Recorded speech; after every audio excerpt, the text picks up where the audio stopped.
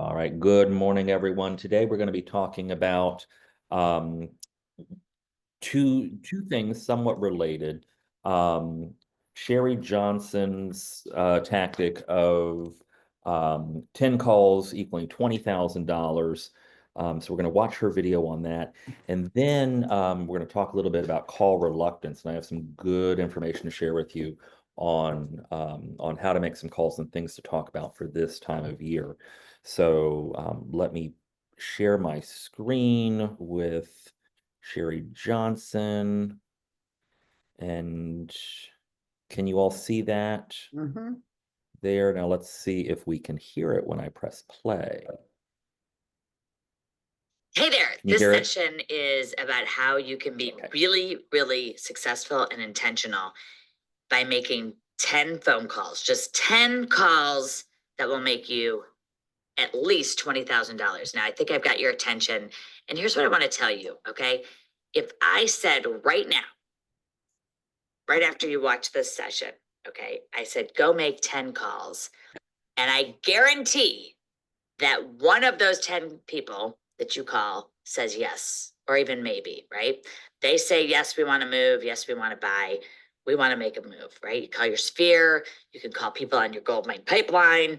You can call any number of people.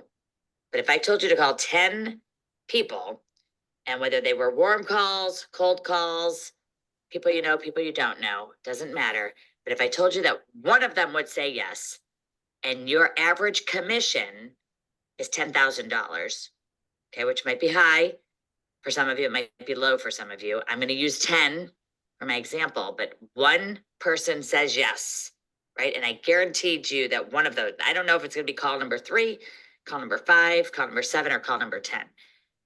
But if I said that to you, would you go make those calls? Now, I'm pretty sure you're nodding your head. Yeah, sure. Of course I would make those calls. You just told me I would make $10,000 because one of them would say yes. So great. Now that I really have your attention, let's think about this. The calls you're making, right? A lot of those people have a house to sell. So again, it's really 10 calls, 10 grand for one transaction. And now all of a sudden that one possible yes, the one person who says yes or says maybe is now 10 calls, 10 grand, but they have a house to sell. So it's actually 10 calls, 20 grand. All right. So now you've just made 10 phone calls. I don't know about you. It doesn't take that long to make 10 calls. Right. And it's really actually worth it to make $20,000 just by making those 10 calls. And again, people will say to me, Sherry, it sounds so much better when you say this. Right. And I get it. It does sound better when I say it. I'm going to tell you why. It sounds better when I say it because I attach success to this. Okay. The mindset you have has to be that when I pick up this phone, I'm going to get a yes. I'm going to be successful, right? I have a listing or sale this week. I just don't know the address yet. One of my all-time favorites, right? That I've said over and over, and frankly, it never gets old. But I want to encourage you to think, I'm going to be successful. One of these people, right, is going to say yes. That is the first start of changing your mindset to one of success. I'm going to be successful. Someone's going to say yes.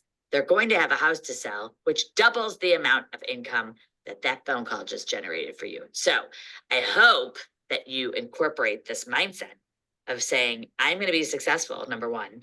Number two, the strategy that you employ when you make these calls, right? Use one of our scripts, use one of my thousands of scripts in the academy. The strategy that you say on this call and the relentlessness, okay, not being obnoxious, but being effective will help you get an appointment with these people, even if you just give them a free market analysis. Or I like to say a price opinion. I'd love to give you a free price opinion. Everyone should know what their house is worth at least every other year. So I'm happy to give that to you. I can come and see your house Thursday at 5 or Saturday at 10. Now, the yes that you get, right? And again, this could be 10 calls, 5 grand. They have a house to sell, it's 10 calls, 10 grand. So whatever it is, write down your average earned commission right now on a piece of paper. And then say to yourself, okay, applying Sherry's strategy here, I'm going to make 10 calls and I'm going to earn that commission. And let's take it a step further. If they have a house to sell, double that. Okay. So it could be 3,000, 5,000, 10,000. You could make $14,000 a transaction. And this example is going to be 10 calls, 28 grand.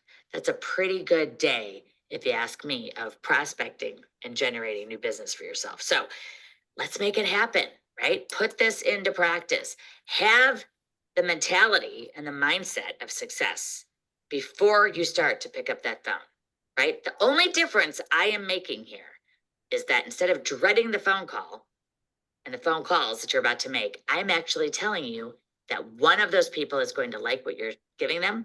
They're going to find value in what you're saying to them, and they're going to be ready. And the person who creates that opportunity is going to close the opportunity as well, which is how you're going to fill your pipeline with more people. So let's employ this. Start right now. I wouldn't waste any time. In fact, I would start right after this video is over. And I can't wait to hear your success stories. I'm Sherry Johnson, and you rock. I'll see you soon.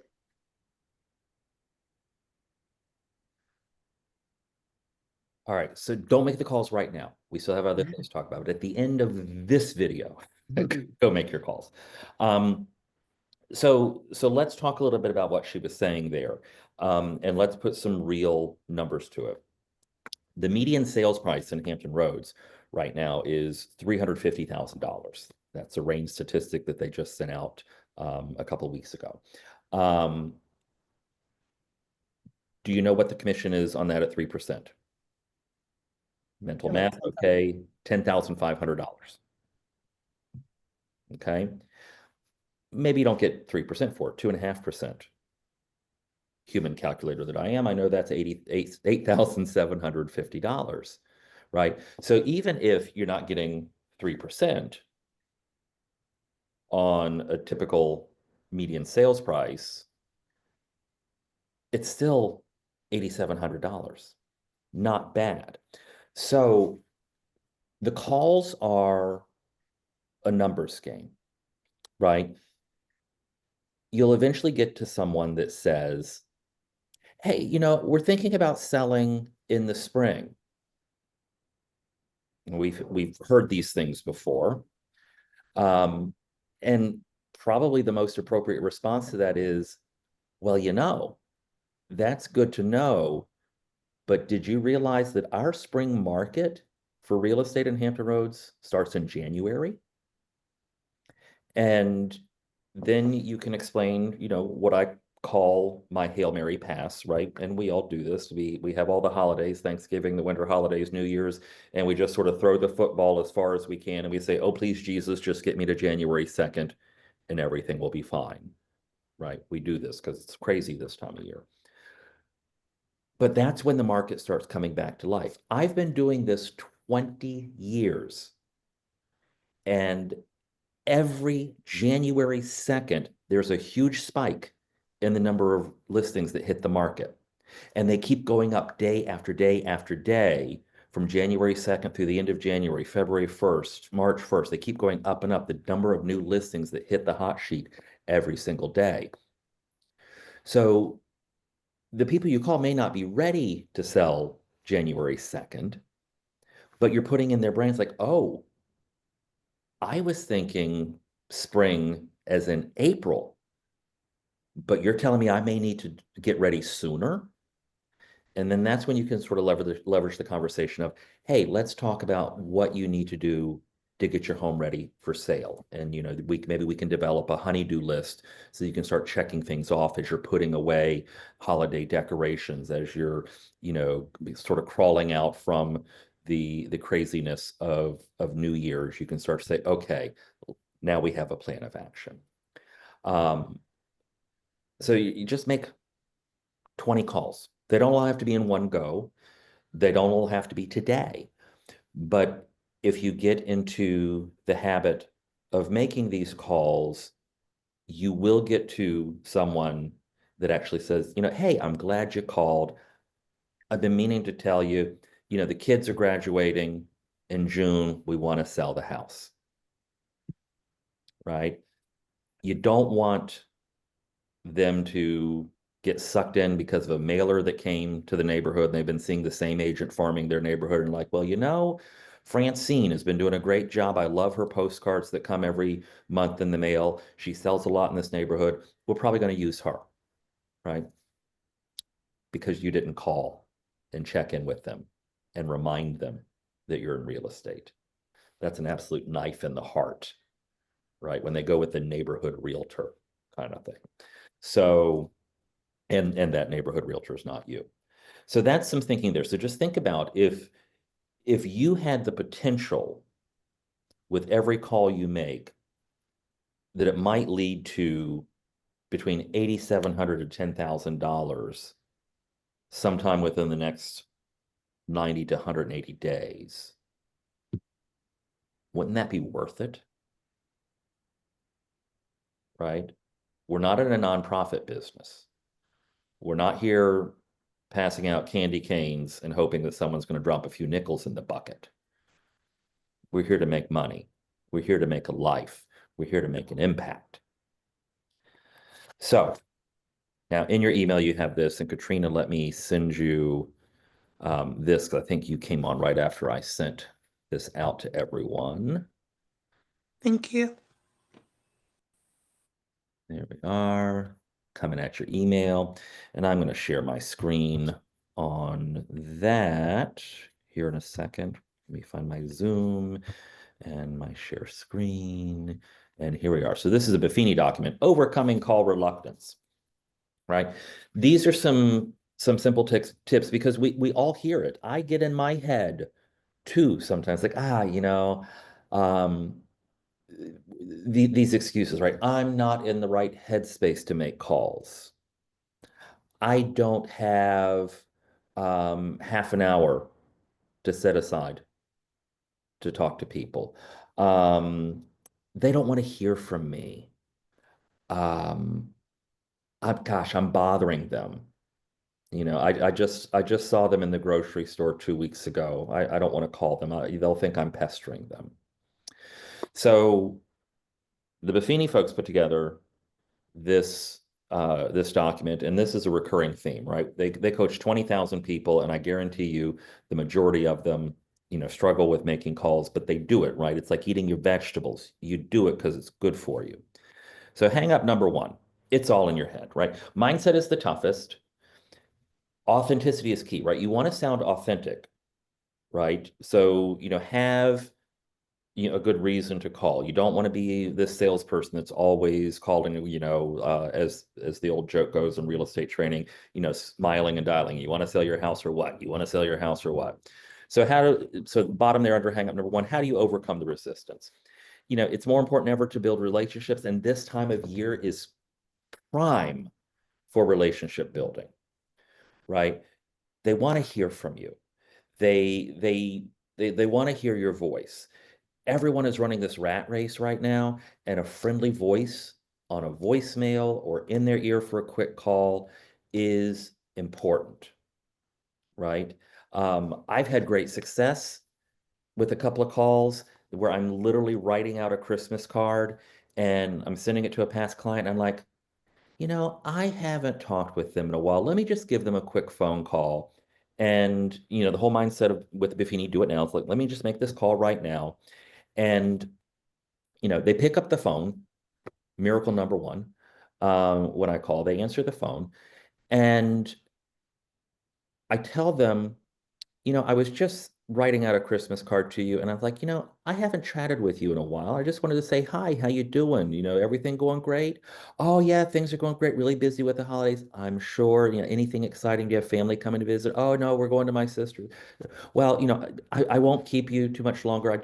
I'll send you a Christmas card, popping it in the mail today, but I just wanted to say hi and how you doing, and I'm glad to hear everything's going great. Talk to you later. And literally in about 3 minutes, we had the whole conversation. It was a hi, how you doing? Haven't talked to you in a while. I just wanted to see if you're doing okay.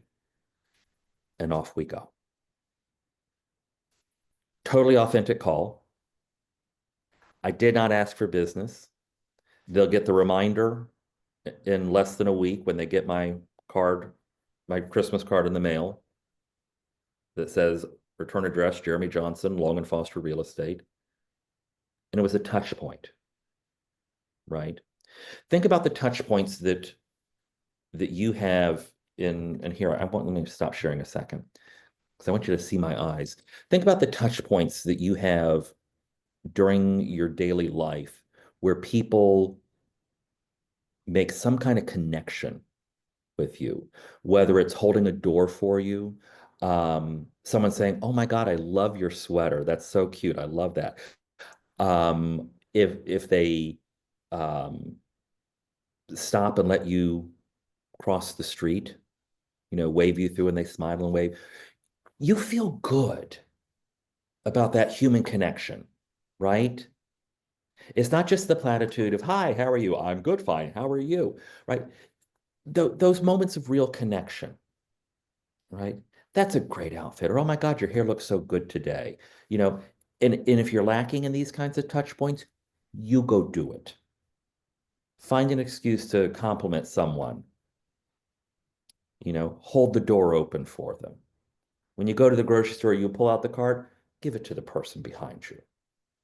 Or if someone's taking their cart back to the corral, say, "I got that. I'll take it. I'm going inside. I need a cart," right? Little kindnesses like that. And it's the same thing with these phone calls to people in our sphere of influence. "Hi, how you doing? Thought about you. Just want to see, what's going on in your world."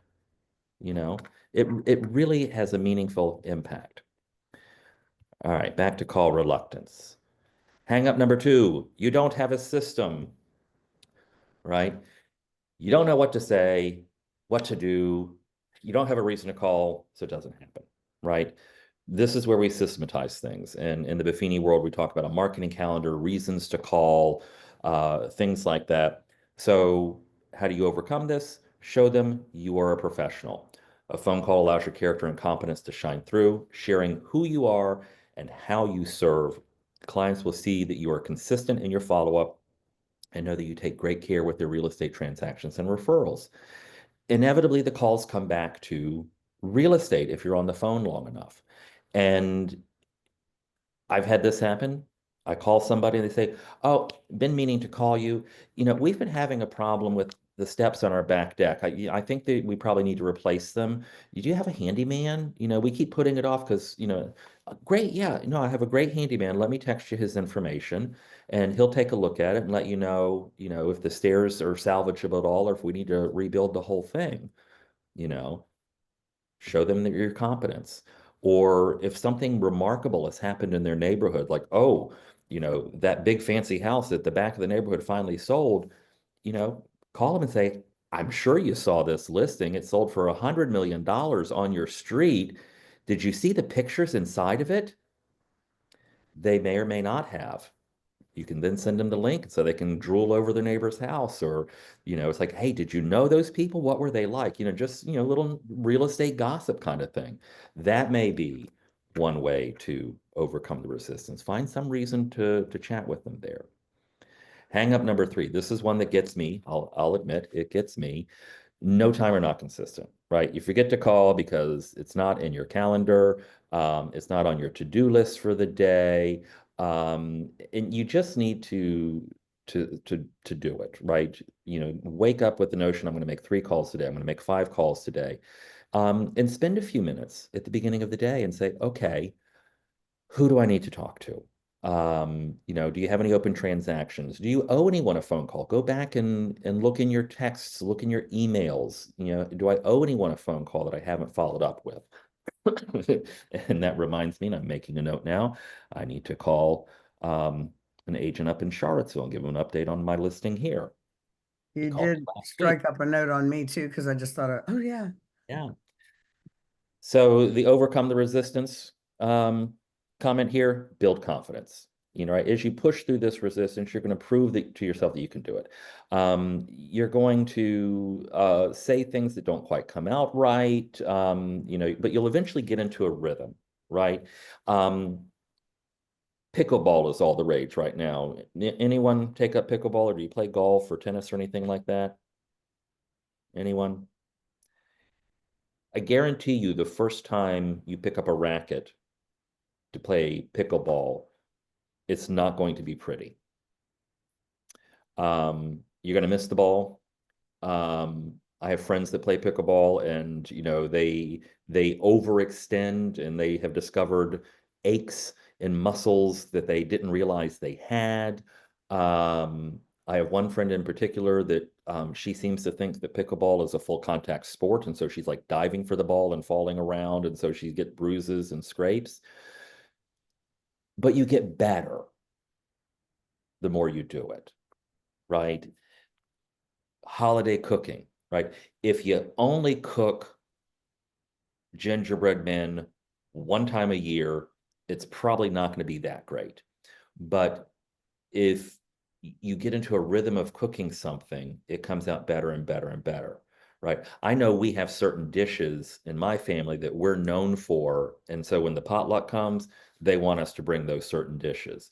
And they're so good, not because like, oh, it's Jeremy's recipe.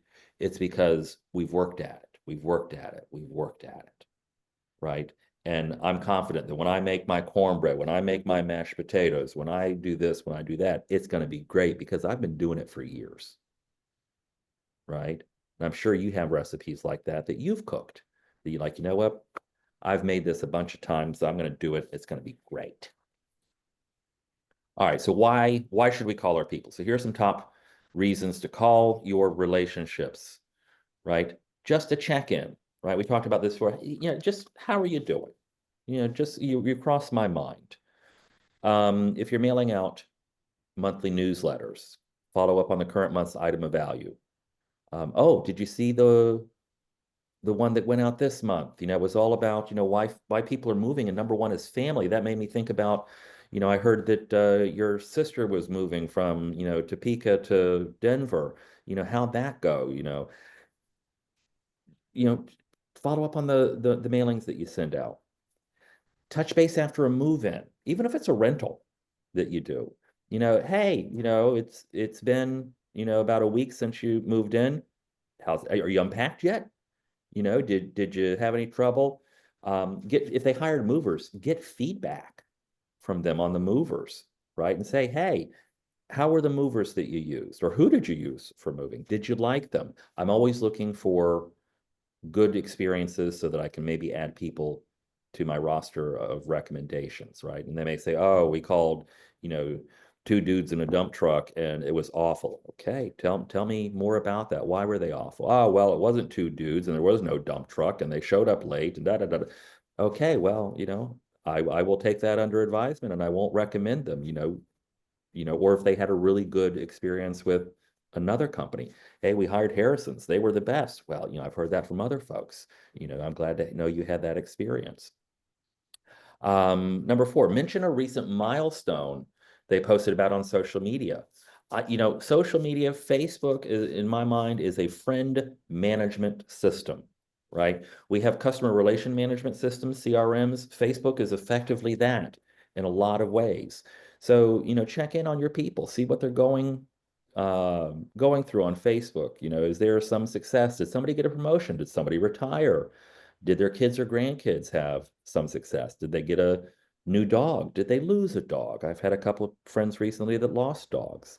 And so that gives us an opportunity to talk to them, but definitely if you can celebrate something with them, that would be the absolute best. Five, this is a great one for the new year. Once we get into 2025, maybe a couple of weeks into January, offer a home market value, a price opinion. In the CRS world, we call it an equity evaluation. Say, hey, I'm doing some market analysis for, you can little white lies, not going to hurt you. Doing a market analysis for your neighborhood for somebody else, and I thought, Bob may want some of this information. So, I'm going to put this together. Do you want me to send it over to you just so you can see what's going on in your neighborhood? And let just offer the free evaluation. I have another client. This one popped into my mind the other day. He moved out of his house right about 5 years ago and has been renting it. And he's thinking about selling that and buying something new, but he's been putting it off. And I reached out to him last week and I said, it just occurred to me.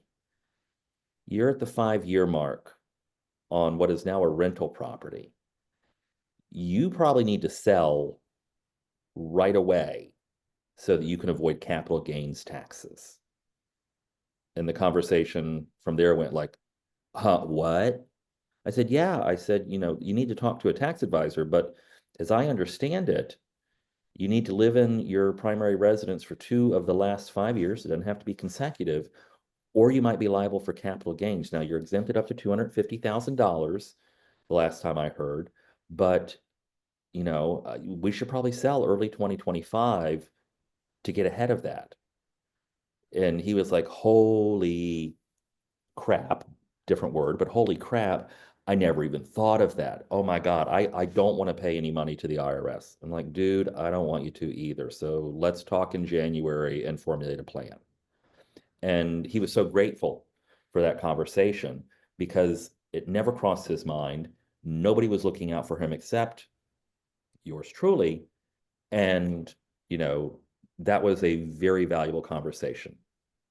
So I'm going to get a listing in January, and he's probably going to avoid some hefty taxes. Client appreciation party or event coming up, right? We just had our gratitude gathering right before Thanksgiving. So hopefully those of you that participated, you've made your calls and thanked everyone for showing up. We'll be doing the shred event in the spring here collectively at the office, and we'll get you on board for that. So calling people to say, hey, we have a shred event coming up, or, if there's some other community activity that, you're going to be involved in, especially if it's a volunteer activity. It's like, hey, I'm going to be, out with the such and such nonprofit group and collecting food outside of Kroger for the food bank. I'd love it if you pop by and, give us a couple cans of food. It'd be lovely to see you, kind of thing, right? Then that shows that you are working in your community and giving back to the community, but also offering them the opportunity to participate as well. So the couple of items there for calling. And then the main thing here, stop worrying and overthinking and just start calling, right? Remember, it's about the client. As Sherry said in her video, it's the mindset, it's the attitude of success, right? You're there to check on them, to hold their hand, as it were, to pat them on the back and see, what's going on in their world and offer up some kind of help if you can. Start small, begin with some of your favorite people. When I first got it all on this, my mom got a lot of calls. Hi, Mom, me again, doing my weekly calls. I'm starting with you because I hate doing these things, And finally, after 20 years, she sent me a referral. It works. The system works, I tell you. Only took 20 years. And then finally, reward yourself in some way, right? What is your motivation here? If there's something that some activity that you enjoy doing, save that as your reward, right? I'm going to watch a Hallmark movie, but no, I'm going to make my 10 calls first. And as soon as I make my 10 calls, then I'll make my cocoa and I will sit down under my Afghan blanket and make my calls or watch my movie. Jenny here on my team, she has a little trick that she does. She loves going into thrift stores. And we're done with this, so I'll stop sharing the screen. She loves going into thrift stores and just sort of poking around, seeing what kind of, rare and exotic gems she can find. But that, kind of takes her off the game, right? When you go shopping or anything like that. So she sits in her car outside of the thrift store and she makes her calls. And then when she's done her call, she'll go in for half an hour or so and check things out. Right. So, what kind of reward can you give yourself? A walk outside, watching that Lifetime movie, um, kicking your shoes off for the day, whatever it is. And there's another topic too, thinking of kicking your shoes off. Studies have shown that when you are dressed for work, even if you're working from home, you're more likely to get more things done, right? And John Acuff talks about this, the author and speaker. He has certain outfits that he wears for certain activities. Even if all he's doing is sitting at his desk at writing, he has writing shoes. As strange as that sounds, he has certain tennis shoes that he wears while he's supposed to be writing and at his desk, and he'll sit there and he'll write, while wearing his special shoes, kind of thing. And I've noticed this too over the years because I've always been a work in the office guy. And then when COVID hit, I had to learn how to work from home. I've never been a work from home guy. And the first part of the COVID lockdown, I was getting dressed every day because I had a lot of Zoom calls and things like that. And then I got in the habit of like, you know what? They're only seeing me from here up. So, I can wear sweats and and things. And then it became like, okay, well, they don't even see me at all. So I'm just going to, stay in my pajamas all day. And, my productivity declined, as I was not dressing up. So I find that when I dress up, when I actually put on shoes instead of slippers, you know, I- I'm dressed for work, and I will go into my office at home and I will get ish done, kind of thing.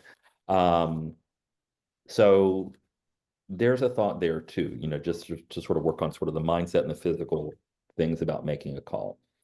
Um, some other notes, other thoughts to say is, who are we to rob someone of their choice in whether or not they talk to us? Think about that. If you don't call someone, you're not giving them a choice about whether to talk to you or not, right? A lot of these folks may not call you out of the blue. They may defer the call. Thinking back to the deck stairs conversation, like, oh, we've been meaning to call you, but it keeps slipping our mind, and next thing you know, it's 3 years have gone by and they no longer have stairs on their deck because it's fallen apart and they never called you. But if you call them, then that gives them the option. That is their choice to either answer or not answer the call. And if you call them and they're busy, what is likely to happen? They don't answer. It goes to voicemail. Fine, right? Because we're probably making our calls during the day. And if they're at work, they may not have a moment to call, but they'll see that you called. You'll leave a voicemail. They may text you and say, oh, hey, Jeremy, saw that you called, what can I do for you? Write them back, say, left you a voicemail, no rush, just checking in, right? This stuff works. It's real. Something to note, not everyone is your people. If you are too much for them, and you've been calling them once a month for a year and you never get them and you never get a response back from email and they never respond back to your text messages and they never show up at your client events, and oh, by the way, they listed with the neighborhood realtor and not you, and it's your sister, right? Your sister listed with the neighborhood realtor or something like that. These are probably not your people. You can delete them from your database. It's okay, right? We want to rule people in or rule them out, right? We don't want to keep pouring energy into people that don't want to work with us or don't want to deal with us, right? Or don't like us, right? Now, the good news is everyone on this call, people like us. So the chances are that people are going to like, oh my God, leave me alone. It's going to be slim, but you know, let's work through the process and try um, and get them through our database. And like, okay, are you an A person or are you a C person? And should we get rid of you? Another thought that comes to mind with this is we need to build the muscle of practice, right? Like I was talking about with the pickleball and things like that, the more you do it, the better you get, right? So your first couple of calls, even the first couple of calls of the day may not be beautiful. It may be total train wrecks. But by the third or fourth call, you'll get into this rhythm and it'll be fine, right? And this happens to me all the time, right? I'm the chair for RPAC at Hurrah, and I make a lot of calls. I make a lot of cold calls begging for money for RPAC. And the first handful of calls are not pretty at all. But once I get into this rhythm with it, it's kind of like, when you get up in the morning, right? If those of us, some of us of a certain age, we get out of bed in the morning, those first couple of steps are not good, right? We're cracking, we need to stretch, the feet aren't wanting to work, but okay, once we get to the foot of the bed and moving on, it's like, okay, I remember how to walk now. I've worked out all the kinks. It's great. Same kind of thing. First couple of calls of the day, may not be perfect, work out the kinks, stretch a little bit, you'll be there. You may ask why we have to make calls. It doesn't always have to be calls, right? We do a lot of text communications, a lot of email communications, Facebook comments, Instagram comments, things like that. But there's a limit to the digital communication, right? It's easy to take a text message out of context or not get the tone in an email. Also, if people are driving, they really shouldn't be reading their text messages or emails, things like that. So voice-to-voice or face-to-face conversations allow you to go to a deeper level. It takes it into another realm when you can talk with people face-to-face. So face-to-face or voice-to-voice. So it's one of those things that, it's a different level. And again, if it's just a voicemail that you're leaving, that's fine, and you'll eventually connect with them. So let me share a couple of examples where I've made some calls and it has offered surprising results. So last spring, I we were doing our shred event here at the office. So I was calling through my list of people that we were inviting and some people I hadn't heard from. So I called a client, Diane, and she's in insurance, and I know she has some things to shred. So I called her and I said, "Hey, Diane," I said, I texted you an invitation a couple of weeks ago. Our shred event, our annual shred event is coming up, and I wanted to see if you were going to be able to come." She got a little choked up and she's like, "I'm not going to be able to make it." And I said, "Really?" I said, "I'm so sorry to hear that. Is everything all right?" Because I heard like a little hitch in her voice. And she's like, "Well, it's not been a good year." She's like, "I'm battling breast cancer. I'm a realtor. What do I know about breast cancer, right?" It's like, this is, why is she sharing? Me, of all people, why is she sharing this? I don't know, but she did. So I said, "Oh, Diane, I am so sorry to hear that. Do you need anything? What can I bring you?" "No, no, no, I'm fine. I'm fine. I got everything I need. It's been tough." I said, "Well, and now here's where I dip into my personal background with this, because I've had lots of breast cancer in my family. So I'm dipping into the well and I go, what's the prognosis? Did they catch it early?" She's like, "Yeah, it's going to be fine. I'm having a mastectomy and reconstructive surgery, and, it'll be fine in the end." I was like, that's good to know. It's good to know. I said, "Can I tell you a little story?" And she's like, "Yeah, sure." I said, "My grandmother, she's since passed on, but she had breast cancer back in the early 80s when it was effectively a death sentence when you had breast cancer. And she not only got through it, but she got through it and thrived. And she died in her 80s, totally unrelated to cancer and especially breast cancer." I said, "So we've got some good science out there now and some good medicine, and I think you're going to be just fine. In fact, I'm confident and I'm rooting for you." She broke down and sobbed. And once she gained her composure, now I'm all broken up, right? I'm all broken up too, because, oh my God, I've made this poor woman cry. It was the last thing I wanted to do.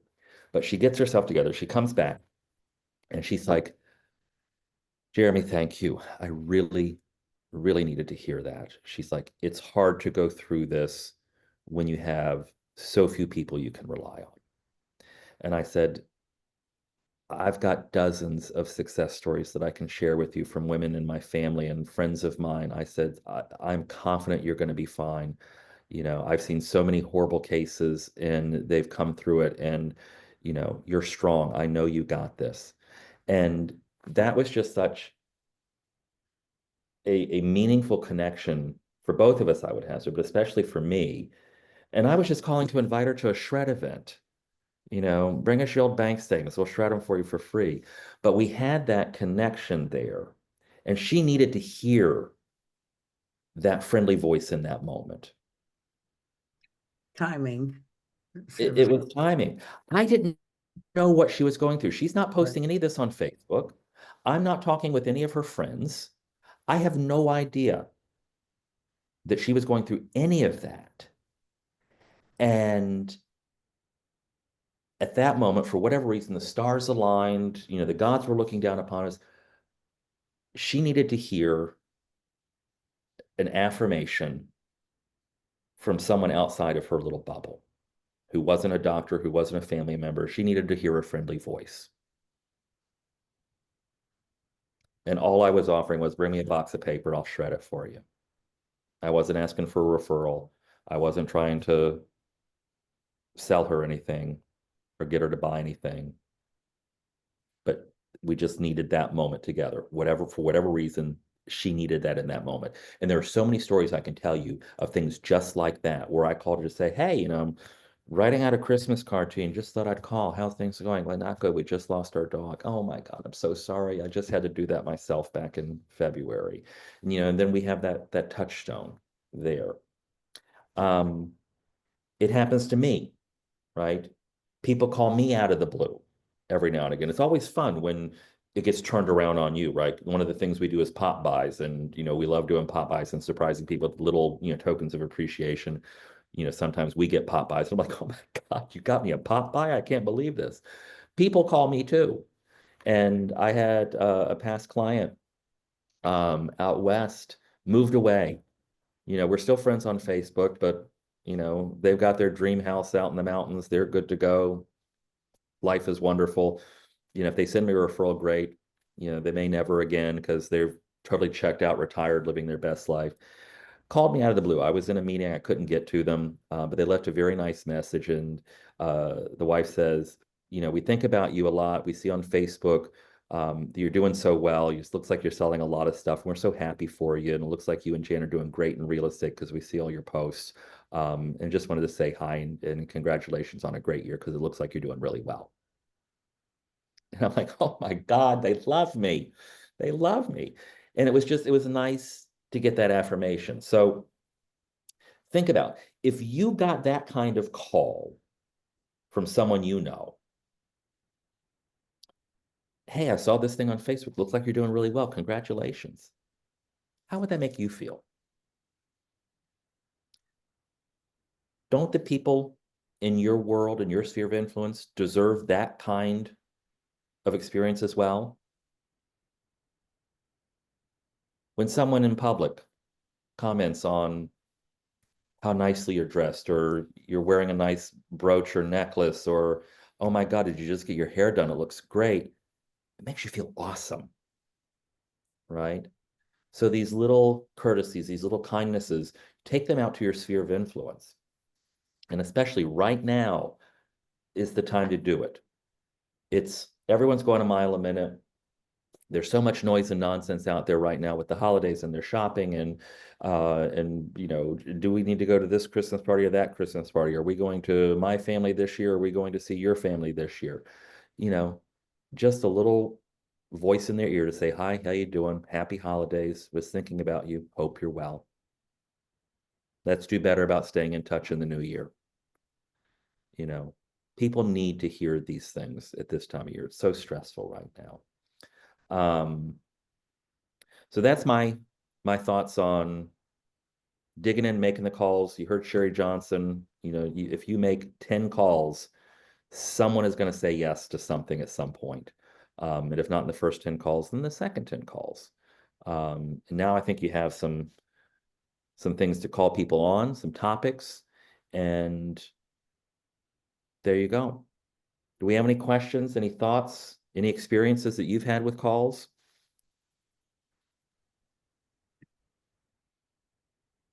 It can be amazing, you know. And Another thing that calls. comes to mind. Go ahead, Donna. I was showing homes. It showed like 7 on Sunday, but it's to this group and they're a care home. And we were sitting there. I was sitting there with the basically the nursing director, and he said, and we were just, we had been to several houses with a group of people, and he said, I'm, really would like to talk about selling my house in Portsmouth and buying one in Suffolk. And I thought, some geographical thing is taking me, but I was like, of course, and then he just kept on telling me what's it. Well, I own my house now. I own 2 rental properties. I have good rental history and everything's fine there. And, so I'm connecting him with Kim, and, that's a good start, but just for him to come out and just, hey, I'd like you to help me too. You can get a lot of from one group of people. Absolutely. Unless you screw up. Well, But everything's going fine, the goal is don't screw up. But Yeah. but that's another point of discussion too, is how you show up Mhm. for people. Oh, are you dressed professionally? Are Mhm. you conducting yourself professionally? Are you saying things in a professional tone? If you're there in a lunch group and, it's all your pals, being a little catty or, telling dirty jokes or whatever, that's fine. That's one thing. But if you're in mixed company and it's sort of a quasi, business relationship kind of thing, or maybe it's your friends and maybe some people you don't know, but, conducting yourself in such a way, it's like, well, we've been thinking about doing, getting our home ready for sale, or, we need to declutter or something like that, or, we've been thinking about renovating our bathroom. Do you know anybody that could help us? You just want to maintain that authenticity. That's the main thing, right? If you approach everything from a point of how can I help, how can I help them with their housing issues, Mhm. whether that's buying or selling a house, or if they need a renovation or a painter or something like that. If you are that resource, that trusted advisor for them, they will come back to you and they will put their trust in you. I guarantee it. All right. All right, so we'll leave that there for this time. I appreciate you all so much. If you want, I'll throw this out there for you. If you want to do a practice call and call me, feel free. You can make me your List first your house? call. What's that? If I call, are you going to list your house? I may not list my house, but this is just a check-in call, Sue, right? Say, hey, hi, Jeremy, I've been thinking about you, just wanted to see how you're doing, because we're not always calling to say, do you want to list your house? Do you want to list your house? Do you want to list your house? But, if you just want to practice the call to sort of work out the kinks, to sort of, flex those muscles and stretch a little bit, feel free to call me. I'll walk you through it. I'll make you feel a little bit better and get you on to the next call. All right. Our next class is this coming Tuesday, the 17th at 10 a.m., and we will be talking about defending your value. Had a lot of conversations with people recently who don't know how to talk to buyers about commission, or they're still struggling with the commission conversation. I myself have had a lot of lengthy conversations with consumers about commissions here recently, including one where it was an hour of the listing appointment, a whole hour just on commissions. So, so I'm feeling pretty confident about it. But that's next Tuesday, the 17th, 10 a.m., defending your value, talking more about commissions at that point. Looking forward to seeing you then. In the meantime, have a great rest of your week and have a great weekend. Thank Bye, you, Jeremy. everybody. Thank you. Thank you. Have a good one. Take care. Bye. Bye-bye. Bye-bye.